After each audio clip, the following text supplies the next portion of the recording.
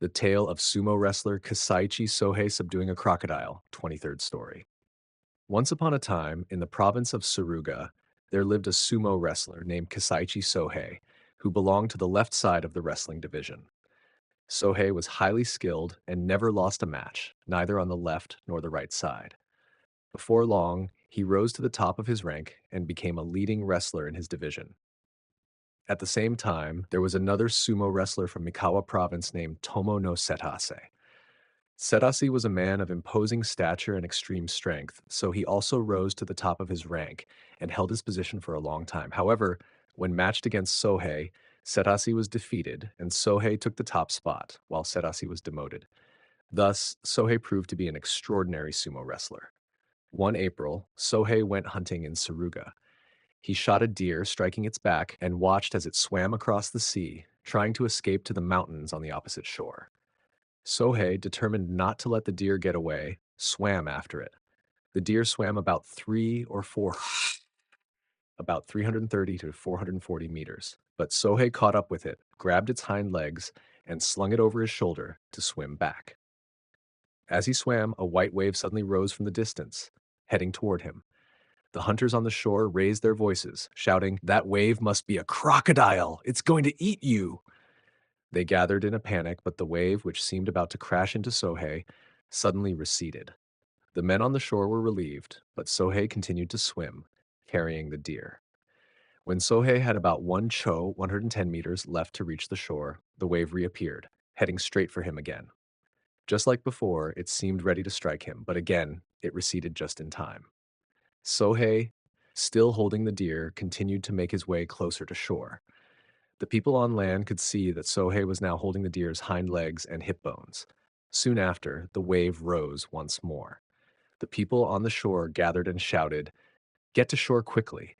But Sōhei paid no attention and stood firm. As the wave approached, they could see the crocodile's eyes, shining like mirrors, its mouth wide open with teeth sharp as swords. Just as it seemed ready to devour Sōhei, he thrust the deer's leg into the crocodile's mouth. Then, Sōhei drove his hand into the crocodile's jaw, flipping it over like a sumo throw and hurling it onto the shore. The crocodile, measuring about 1-3 meters, landed with a loud crash and began thrashing about. The hunters on the shore immediately loosed their arrows, striking the crocodile as it tried to devour the deer's leg. They shot it to death. Afterwards, the hunters gathered around Sōhei and asked, "How is it that you weren't eaten?" Sōhei replied, "When a crocodile catches its prey, it doesn't eat it right away. Instead, it takes the prey back to its lair, stores it there, and then returns to finish eating it later. Knowing this, I let it come at me multiple times. Each time it returned, I offered it a different part of the deer. First, I let it bite the deer's head and neck. Then, I let it eat the front legs and ribs. Finally, when it came for the third time, I let it bite the hind legs. Those who don't know this would likely let go of the prey all at once, and when the crocodile returns, they would surely be devoured. Those who are unaware of this can't handle such a situation. Also, anyone who lacks the strength to hold on while offering the crocodile parts of the prey will surely be knocked over and eaten."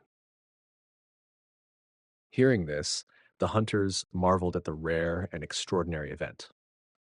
News of this incident spread to neighboring provinces where Sōhei's strength and cunning were widely praised. Thus, the story has been passed down. The Tale of the Sumo Wrestler Kōen's Sister of Great Strength, 24th story.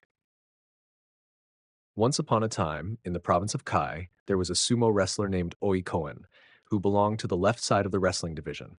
He was short but stout, imposing in appearance, and a wrestler of remarkable strength and skill. Kōen had a younger sister, a woman of about 27 or 28 years old, who was both beautiful in form and manner. She lived in a separate house. One day, while Kōen's sister was at home, a man who was being chased by someone rushed into her house, sword drawn. He grabbed her, held the sword to her, and used her as a hostage. The household, in shock and panic, ran to Kōen's house and reported, "The lady has been taken hostage." Kōen, however, remained calm and said, "Well, that man must have taken her as a hostage, much like Satsuma's Ujinaga did in the past." He showed no alarm. The man who had come to inform him thought this was strange and returned to the house to see what was happening. It was around September, and Koen's sister was dressed only in a single light robe. She used one hand to cover her mouth, and with her other hand gently held the arm of the man who was pressing the sword against her. The man, holding a large sword in a reverse grip, had the blade aimed at her belly and was grasping her tightly from behind. Koen's sister, while lightly holding the man's sword hand as if calming him, covered her face with her left hand. Tears streamed down her face as she held the man's arm, and she pressed the joints of her fingers into the wooden floor. As she did so, the floor creaked and groaned as if a rotted piece of wood were being crushed. The man holding her hostage looked on in amazement. The bystanders also stared in shock, thinking, no wonder her brother remained calm. Surely, with his great strength, if he struck with a hammer, the house would be reduced to rubble. But how strong must this woman be to crush the floor in such a way? This hostage-taker is doomed. Even the man holding her hostage realized that continuing would be futile. He thought, even if I try to stab her, it won't work. This woman's strength is beyond measure. She'll surely break my arm before I can strike. It's pointless. I must escape. Judging the moment carefully, he abandoned his plan, let go of Koen's sister, and fled as if flying. The people outside immediately chased after him, captured him, and brought him back to Kōen. Kōen asked him, what were you thinking, taking her as a hostage and then running away? The man answered, I thought I could take her hostage like I've done with others before. But when I saw her press her fingers into the thick joint of a bamboo reed, crushing it as if it were a piece of rotting wood, I was terrified. I thought, with strength like this, she'll break my arm, and fled. Upon hearing this, Kōen laughed and said, there was no way she would have been stabbed. Even if you had tried, she would have grabbed your arm, twisted it up, and broken your shoulder before you could strike. You're lucky she didn't rip your arm from its socket. It's only because of her benevolence that you're alive. Had it been me, I would have killed you with my bare hands. If I had taken hold of you, your ribs would have been crushed beneath my feet. My sister has strength equal to two of me. Though she appears delicate and ladylike, when I wrestle with her for fun, she nearly dislocates my arm when she grabs hold. If only you were a man worthy of her strength, there would be no enemy you couldn't defeat. How unfortunate that she was born a woman. Cohen's words filled the hostage-taker with dread. The man, weeping, replied, I thought she was just another woman, so I took her hostage as usual, never imagining she possessed such strength. Kōen continued, I should kill you for what you've done, but since my sister decided to spare your life, I'll let you go. You should thank her for your survival. Listen to me. My sister can place a deer's antlers on her knee and snap them with her slender arms as if breaking dry wood. It's no surprise she didn't crush you. Now go before you lose your life. With that, Kōen let the man go free. Thus, the story has been passed down. The Tale of the Sumo Wrestlers Narimura and Tokoyo, 25th story. Once upon a time, during the reign of Emperor Enyu, in the second year of the Eikon era, on the 7th day of July, there was a sumo wrestling match held at the Horikawa Palace. On the day of the match, Narimura, the left side top wrestler, and Tokoyo, the right side top wrestler, were summoned to compete. Narimura was from the province of Hitachi and had been a prominent wrestler since the time of Emperor Murakami. He was unmatched in size and strength. Tokoyo, from Tongo, had been a top wrestler since the latter part of Emperor Murakami's reign. Although slightly less powerful than Narimura, Tokoyo was an exceptionally skilled wrestler. When the match was called, both wrestlers were apprehensive. Given their long experience, the outcome was anticipated to be fiercely contested. Narimura, having wrestled longer than Tokoyo, was particularly keen on the match and was unwilling to lose easily. Narimura attempted to delay the match 6 times, requesting to be excused. Although Tokoyo did not make any such requests, Narimura, knowing Tokoyo had wrestled for a shorter time, thought it would be a waste to engage in a fierce struggle. Narimura found Tokoyo's strength formidable and was reluctant to engage vigorously. Therefore, Narimura kept requesting to be excused up to 6 times, and each time he would step away. On the 7th attempt, Narimura, unable to be excused, became enraged and charged at Tokoyo with full force. Tokoyo, aiming for Narimura's neck, slipped under his armpit. Narimura grabbed Tokoyo's chest, intertwining their bodies in a close embrace. Despite Tokoyo's attempt to reason with Narimura, Narimura did not listen and continued to grapple. He pulled Tokoyo towards him and threw him out of the ring with a forceful throw, resulting in Tokoyo being knocked to the ground. At that moment, the spectators, nobles and commoners alike, were astonished and shocked. Normally, the winner would lift the loser's hand in triumph, but this match was of such significance that there was no customary applause or celebration. The match was conducted with great seriousness. As the day progressed, preparations were made for the next match. The sun was setting by the time Narimura rose and rushed into the sumo arena, donning a hunting jacket and hakama, and quickly left. He eventually collapsed outside the arena. Tokoyo, having remained lying down, was helped by the sumo officials and others to the archery ground. He was taken to a room where the higher-ranking officials were located. During this time, the chief official, Dainagon Fujiwara no Suketoki, came down from the lower seating, removed his upper robe, and covered Tokoyo with it. The officials inquired about Tokoyo's condition, and he simply responded that he was injured in the hand. The sumo officials and others helped Tokoyo, who was not fully recovered, to stand and be moved to the designated place. Tokoyo's injuries were severe, and it was said that he died from a fractured rib. Narimura continued to live for more than 10 years, but out of shame, he did not compete again and ultimately died from punishment by his enemies. Narimura was known to be the father of the current top wrestler named Tamasane.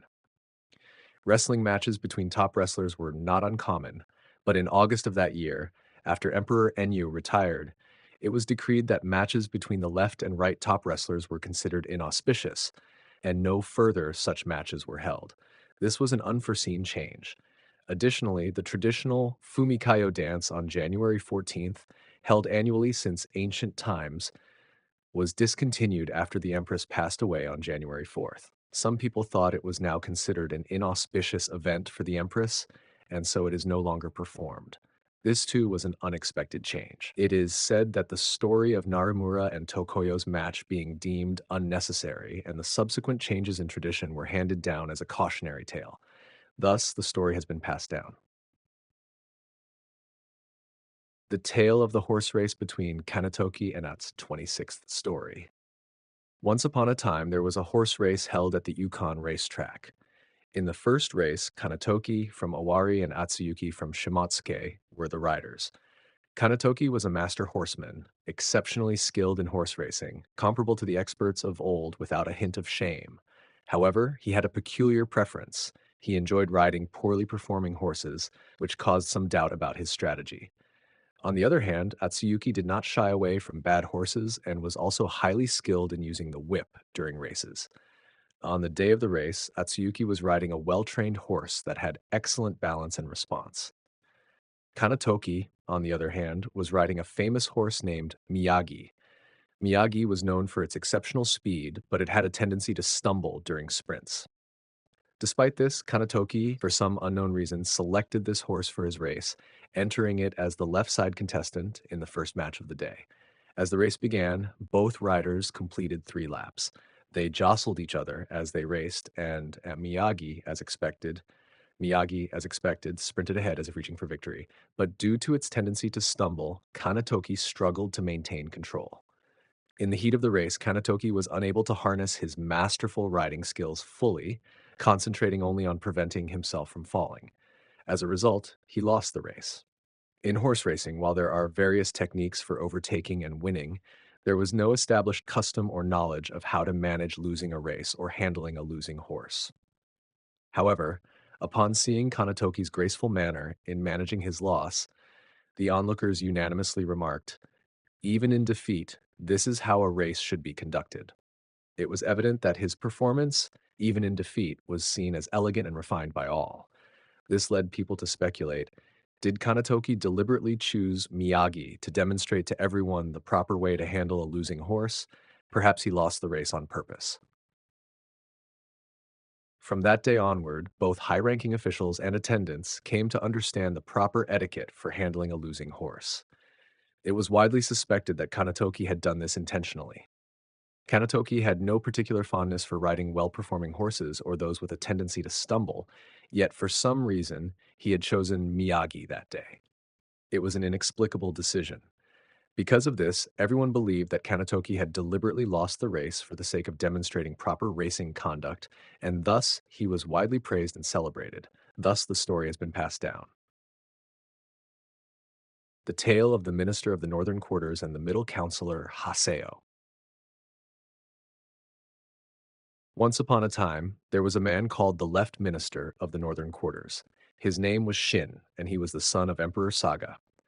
He resided in the northern section of Ichijo, which is why he was called the Minister of the Northern Quarters. In all things, he was a person of utmost importance. Among his many talents, he was particularly skilled in the art of music, beyond description. Especially his skill with the koto was unparalleled. One evening, the minister played the koto late into the night. Immersed in the music, he played with great enthusiasm, and as dawn approached, he performed an exquisite melody of unmatched beauty. He felt within himself that his playing was truly extraordinary, when, above the raised sliding doors of the room, he noticed something glowing. Thinking, what could this light be? He gently looked up, and there he saw, as if glowing, 2 or 3 celestial beings about 1 foot in height dancing in the air. The minister thought, I must have played such a divine melody that these celestial beings have come down to dance in admiration. He was moved deeply, feeling both wonder and reverence. Truly, this was a miraculous and marvelous event. There was also a scholar named Middle Counselor Haseo, a man without equal in learning. He was a student of great renown. One night, under a bright moon, he left through the west gate of the university dormitory and stood on the bridge of the ceremonial grounds, gazing to the north. There, above the central pillar of the Suzaku Gate, he saw a figure wearing a cap and a lined robe, whose height reached near the eaves of the roof. The figure was reciting poetry while blowing on a flute as it circled the area. Seeing this, Haseo thought, I am witnessing a spirit. This is truly extraordinary. This, too, was a rare and wondrous event. People of old often encountered such strange and miraculous happenings, or so the story has been passed down.